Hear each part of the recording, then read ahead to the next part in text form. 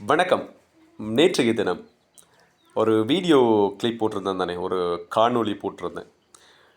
என்ன சொன்னால், வடக்கில் இருக்கிற ஒரு நாடாளுமன்ற உறுப்பினர் இந்த மலையகத்தில் இருக்கிற படிக்காதவங்கள் கிளிநொச்சியில் இருக்கிறாங்கன்னு சொல்லி ஒரு ஒரு பிரச்சனை வந்தது தானே.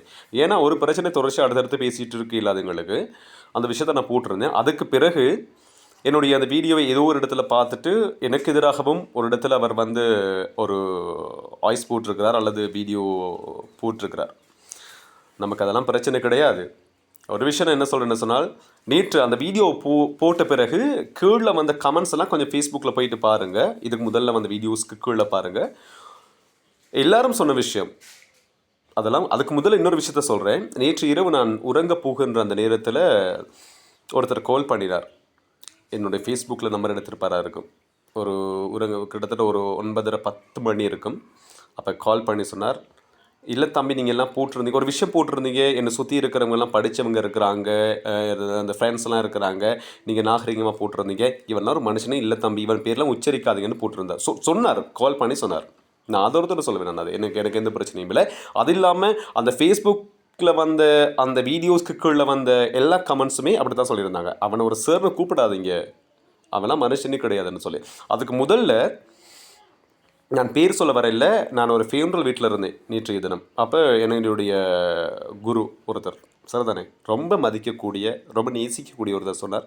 என்னை கால் பண்ணி, ஏய் நீ ஏன்டா அவனை போயிட்டு நீ சார்னு கூப்பிட்டுருக்க? நான் சொன்னேன், சார் அவன்கிட்ட பொசிஷன் இருக்குது, அவனுக்கு அதுக்கு மரியாதை கொடுக்கணும் சார்ன்னு சொல்லி. அதெல்லாம் ஒன்றும் இல்லை, அவன்லாம் மனுஷனே கிடையாது ரவி, நீ அப்பெல்லாம் அந்த அந்த சார்ன்னு ஒரு வார்த்தை சொல்லவே சொல்லாத அப்படின்னு சொல்லியிருந்தார். அதுக்கு பிறகு நானும் யோசித்தது, என்னதான் இருந்தாலும் அந்த மனுஷன்ட அந்த இடத்துக்கு நாங்கள் மதிப்பு கொடுக்கணும் என்று யோசித்தது. ஆனால் இப்போலாம் அந்த மனுஷன் பேரை சொல்கிறதுக்கு விருப்பம் இல்லை. அதால் தான் பேர் சொல்லலை. பையன்கிட்டலாம் பேர் சொல்லாமல் இருக்கல சார், எனக்கு அது விருப்பம் இல்லை. உங்களோட பேரை சொல்ல வேணும்னு சொல்லி அவ்வளோ பேர் சொல்லிகிட்டு இருக்கிறப்போ நான் எப்படி சொல்கிறது? கிட்டத்தட்ட போட்ட அந்த வீடியோஸ்க்கு வந்து அந்த வீடியோ வந்து கிட்டத்தட்ட பாருங்கள் போயிட்டு ஃபேஸ்புக்கில் 160 பேருக்கு மேலே அங்கே ஷேர் பண்ணியிருக்கிறாங்க. 50,000 பேர் பார்த்துட்டாங்க. கிட்டத்தட்ட அது சொல்லலாது, அந்த அளவுக்கு போயிருச்சு சரிதானே. அதால் உங்களுடைய வேலை எதுவோ அதை பாருங்கள். திருப்பி இந்த விஷயத்த நீங்கள் என்ன யோசிக்கிறீங்க? எப்போவுமே நான் வந்து இந்த ஒரு என்ன சொல்கிறது, இந்த இப்படி தான் இருக்கணும்னு யோசிக்கிறீங்களா?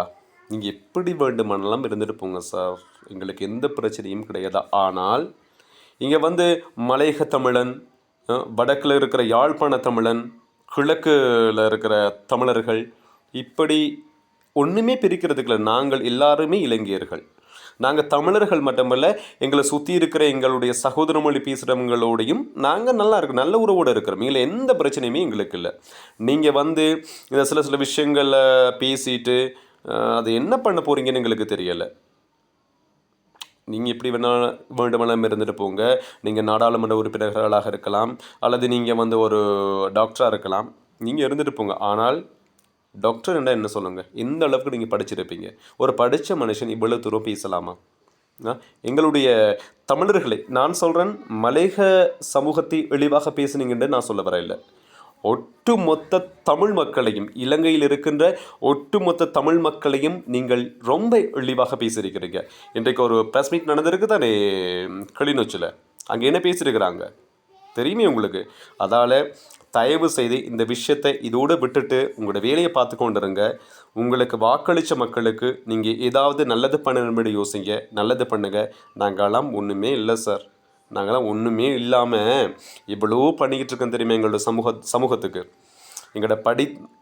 எங்களுடைய ரொம்ப கஷ்டப்படுற எங்களுடைய இந்த சிறுவர்களுக்கு, இந்த சின்ன மாணவர்களுக்கு, இந்த சின்ன பாடசாலைகளுக்கு எவ்வளோ பண்ணிகிட்ருக்கோம் தெரியுமா? அடுத்து என்னென்ன பண்ணுறதுக்கு நாங்கள் பிளான் பண்ணிகிட்ருக்கோம் தெரியுமா? எத்தனை பிரின்சிபல்ஸோடு பேசிகிட்டு இருக்கிறோம் தெரியுமா? எத்தனை ஆசிரியர்களோடு நாங்கள் பேசிக்கிட்டு இருக்கோம் தெரியுமா? அதால் எங்களுடைய பிரச்சனை வேறு, நாங்கள் போயிட்டுருக்குறோம். உங்கள் வேலையை நீங்கள் பார்த்துட்டு போயிட்டுருங்க. தயவு செய்து இங்கே இந்த மேலே இருக்கிற தமிழர்கள், கீழே இருக்கிற தமிழர்கள், அது இடையில் இருக்கிற தமிழர்கள் அப்படிலாம் எதுவுமே இல்லை சார். நாங்கள் ஒட்டு மொத்தமாக இலங்கையினுடைய தமிழர்கள். ஓகேவா? தேங்க்யூ. மீண்டும் ஒரு தடவை மிக தெளிவாக சொல்கிறேன், இந்த தமிழ் சம்மந்தப்பட்ட விஷயங்களை அல்லது தமிழர்கள் சம்மந்தப்பட்ட விஷயங்களை நீங்கள் வெளியில் கொண்டு வருவீங்களா இருந்தால் பிரச்சனை வேறு மாதிரி போகும். யார் மேலேயும் கோபிச்சு வரல. ஓகே, சந்திப்போம்.